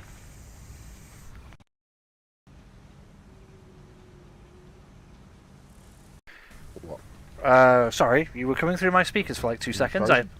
Nope, I'm back. Hello, can you hear me? Hello? Yes. Sorry, you were coming through the speakers. For some reason, the headset just disappeared, stopped working there. What I am going to do with that, I think that's the headset telling us to probably stop. We have basically had an entire episode of, to me, my X-Men. That line, I will agree with you on the line when he just goes, bring the forecast, show them the forecast, and the bit when they're all falling out of the plane and they're them all like being, and I'm like, is Scott going to do the very thing that he's done in the comics? Is he going to do it? And I'm like, he did it. He landed himself with a fucking optic blast. I'm like, yes. The reason I thought, weirdly enough, the reason I wanted if we were going to see something like that in the series, was because in the first fight you see him in, he does a couple of moves there that you've not seen in the animated stuff or the filmed stuff, but you have seen in the comics, which is he uses his blast to dodge. Yep. When he first grabs the kid, he uses his blast to dodge out the way, and then in the actual fight, he uses the blast to swing himself around to do a kick. And I was like, I wonder what other tricks we're going to see from him. Yeah, I did notice a lot of things that made me actually genuinely like happy was, you can tell that this show was made by a bunch of people who absolutely, I will say this, are like me and you, fans of the X-Men, are fans of like Marvel Comics, because this show, like, there was the fucking there's also stuff straight up ripped from that old X-Men arcade game, and the X-Men Ultimate Alliance of Gambit and the X-Men Legends game of Gambit and Wolverine's team up attack. That was so good. That was so good. It was like, oh, you just...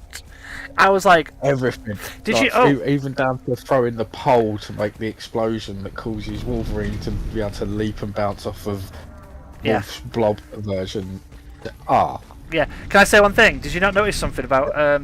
here's some of the... You might not have noticed entirely, but here's some I did notice. Every scene we have seen in the trailer was in the first 2 episodes. They have... Everything else... No. Yeah. 1 or 2 scenes, I think. So I think there is... There are a few scenes that I didn't see, but most of the scenes we've seen were in the first 2 episodes. I'm like, that is how you do a fucking trailer for a series. Don't give me shit. That is either a very good sign or a very bad sign. Oh yeah. Well, to me, I have a feeling it's a good sign in the cases, considering how they've knocked the first 2 episodes out of the park. I have faith in this in the group. Oh yeah, me too. Because I feel like the reason they've done it is because they wanted to give people that Saturday morning feel like, because the first 2 episodes are going to be airing at the same time. You know, they were airing on the same day. So I think they did it deliberately because they know that those 2 episodes are going to be on the same day. So there's, you're going to see everything from the trailer really quick. You know what I mean? So I think... Oh yeah, it just means it means they've had a great trailer, but it also means that there's no spoilers for what's coming now. Yeah. But I am wondering if... because remember, he did return in the animated series at the 5th season, that we never saw the end. We never saw the aftermath of him taking over Cortez's body. But we've got loads of weird stuff to come along. I know, I mean, we definitely know... We know Sinister's going to appear at one point because he has to, because... but as we said, we're going to spoil things about the first 2 episodes we're really excited about. The end of that first episode with what I believe is the original Jean Grey showing up finally. It's like, oh, hello, Jean. Because remember who's Nathan's mother is. Yes, but I'm thinking that's not going to... see. Now, I've got a weird thing here because the last episode, or one of the last episodes, is called... Is it something Hope? Now, so I'll look while we are talking. Now, so that to me would indicate that the main storylines that we get in there isn't going to have anything to do with Abel or X-Man, the 2 variant, or even Strife, which are the variants of Nathan Summers. We're getting the younger sister. I think we're getting Hope Summers. No, the baby that was born in the 2nd episode. It's Nathan. Yeah. But we're also... Who? We already know... is the mother. We already know that one of those 2 Jean Greys is Goblin Queen. Because they released the figure for her already. They basically outed that Goblin Queen's in this season by releasing the figure in the first wave of figures. Oh. So the question is, which Jean Grey is Madeline Pryor? That is the question. Remember it was... I'm sure there was one called something Hope. And Hope Summers.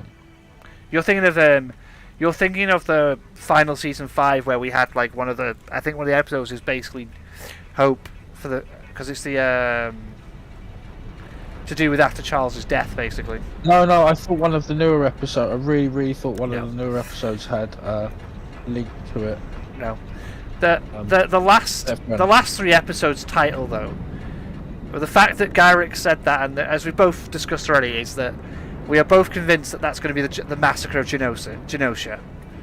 We're going to see that massacre happen in the show, because this is a show that's kind of aimed at kids, but as we know from the original show did not shy away from doing dark stuff in that show. There was so dark shit that happened in that show. But all honesty, because this is rated TV 14 even in America, I think it's rated 15 here in the UK essentially, because it's not rated for kids anymore. It's rated because they know that a lot of the audience is people that grew up with this show. They're in the early 30s and stuff now at this point. Yeah, we're old. We're old. We grew up in this show. All honesty, it is going to be one of them shows that I think is going to touch on those dark things. We've already had the dark bit of Storm literally just going, I can't feel the breeze, and that scene was as we both described it, is horrific to us both. Just Storm it's dark. Storm not having her powers is just losing her powers. It's the way she reacts to it. It's just horrible. It's sad. It's like no. But also, I do think it's also because I think Storm in the cartoon, let's be honest, I don't think Storm in the cartoon really went under a lot of character development a lot of the time in the original show. She was kind of like sidelined way too much, in my opinion. Oh no! Not as bad as Jean though, because we both remember. Hey, Jax, do you know what happened though? We had a new thing happened that was never happened in the X-Men animated series. We got 2 episodes where Jean didn't faint. It's true, but she did give birth. Yeah. She didn't. No, sorry. She did. Oh. She did nearly faint. Remember the first time she used the powers in it. I do have a second, maybe first favourite moment. What? I'll compete for the first favourite moment. What? Which you may or may not agree. When Jean starts going into labour and says he's here, and Wolverine fully claws out and says, "Who? Apocalypse." Oh yeah, who? Apocalypse. The baby, you idiot. I love him. I laughed at that. I was like, "It's no Logan, the baby, you idiot." Fucking Logan. I loved it. Who? Apocalypse. I was like, no Wolverine. Stop. It was funny though. Just it is like the most in-character thing though for Wolverine to freaking do. She just I would. It just goes immediately on high alert. Who? Yeah. Oh, it's like, for God's sake. Just like, for God's sake, Logan. How did he get past my senses? I don't smell it. Yeah, no, that was so good. I was so happy with that as well. Yeah, that was brilliant. The fact also Rogue reluctantly using her powers to, the fact that they actually now Rogue having more control of her powers. Did you not notice? When she sat. Well, the thing that got me. Yeah, because she managed to take the actual knowledge and not the memories, attitude. Yeah, and personality. She didn't have like what she remember. I'm telling in the original is where she absorbed someone's powers and then immediately started acting like them. And I was like, she's got. They're actually they are really honestly moving forward with the comic side of it. And like, okay, we need to acknowledge that the comics have changed since these came out. And we're going to acknowledge it in the subtle ways. Like they've fundamentally kept every character the same as they were before, but like changed them subtly to fit with their current version a bit more. Such as Scott using like his eye blast to do all those cool moves, and Gambit and Logan doing the the energy special and stuff. Yeah, and actually the boss fighting with Bishop, where. I think. I mean, there's a couple of times when they actually charged him up, but I think there's one where Gambit throws the card, it misses, hits him in the back, and then he just turns around and then uses that energy blast to blow up the Sentinel, blows it off. I was like, that was actually pretty sweet. Oh yeah, no, it was Gambit tried to hit, miss. The Sentinel goes to blast Gambit. Bishop just turns around, moves out of the way, and stands in the way and takes the shot, and then just fires back at him. It's like, yep.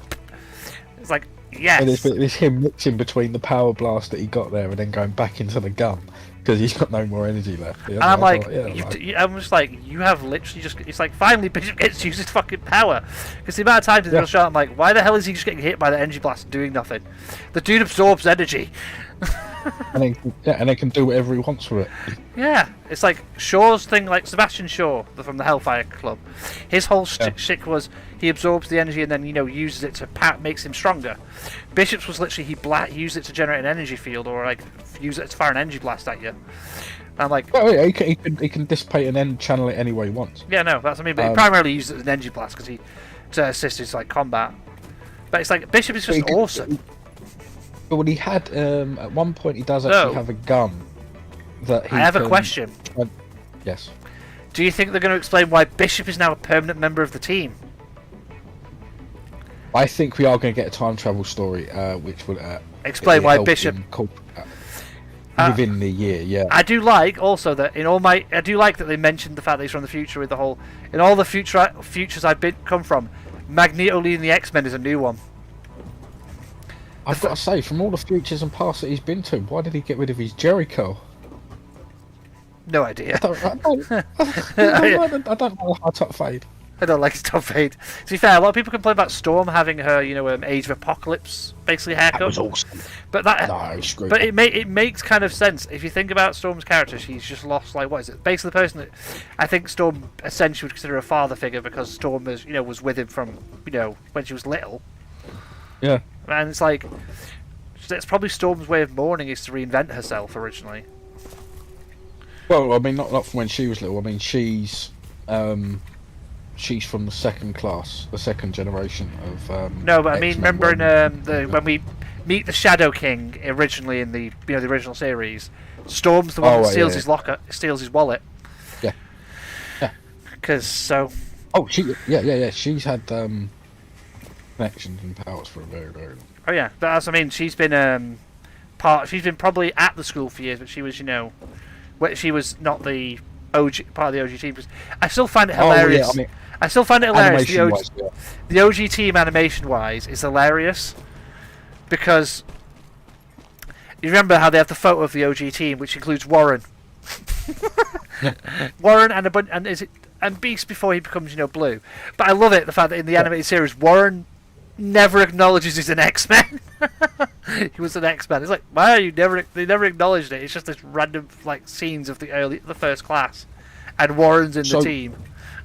There's actually that image, weirdly enough, is kind of a bit of an Easter egg. Oh no, it's the OG comic, the OG team, but it's just kind of funny.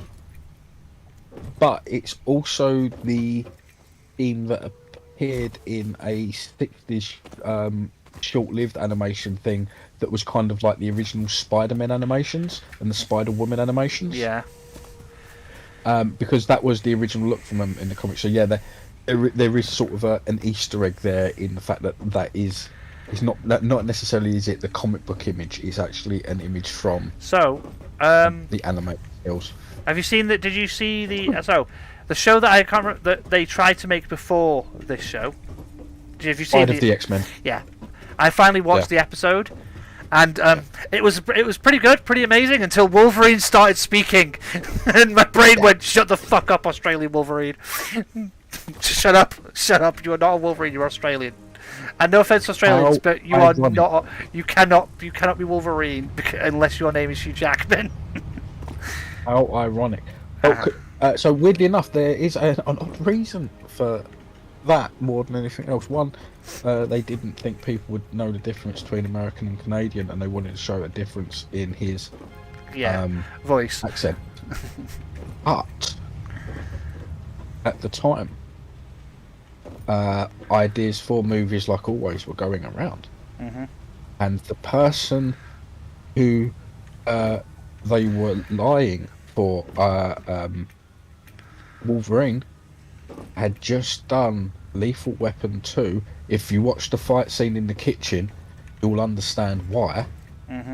For Mel Gibson as Wolverine. Okay, I'm just going to say one thing. I would probably have hated that X-Men film. I'm not going to lie. But there's a reason for the Australian power.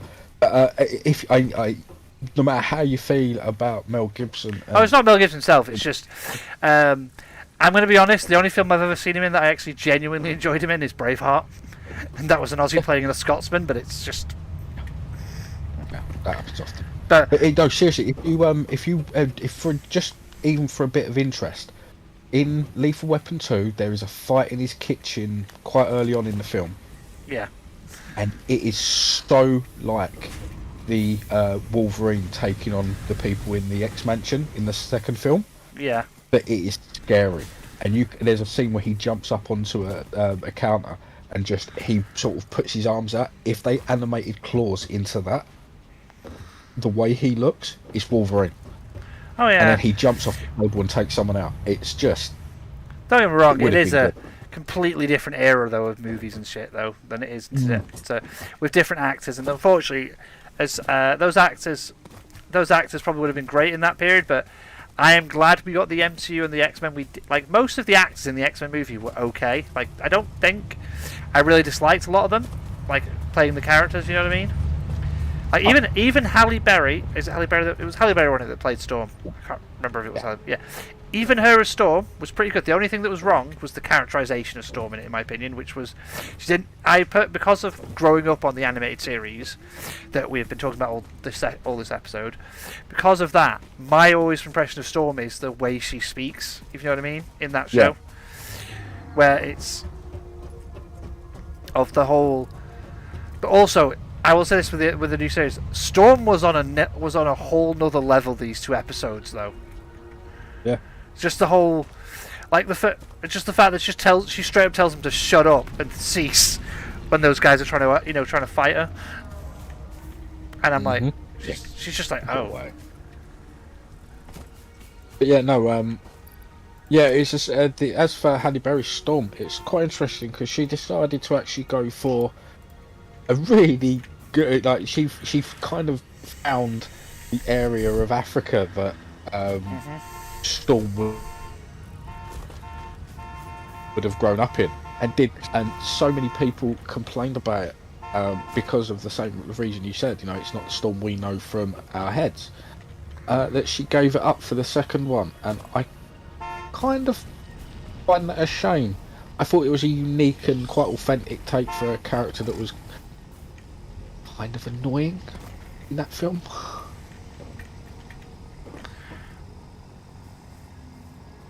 Oh yeah, but in regards to it, I think I'm going to end this show here because we have. I'm thinking of the second one. She was kind of because we have. Unfortunately, I'll tell you this now. I believe we have streamed this episode for 3 hours instead of 2, instead of an hour as normal.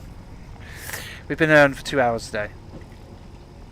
So I will. No, we couldn't have done because I didn't finish cooking till 7. Let me have a look. Well,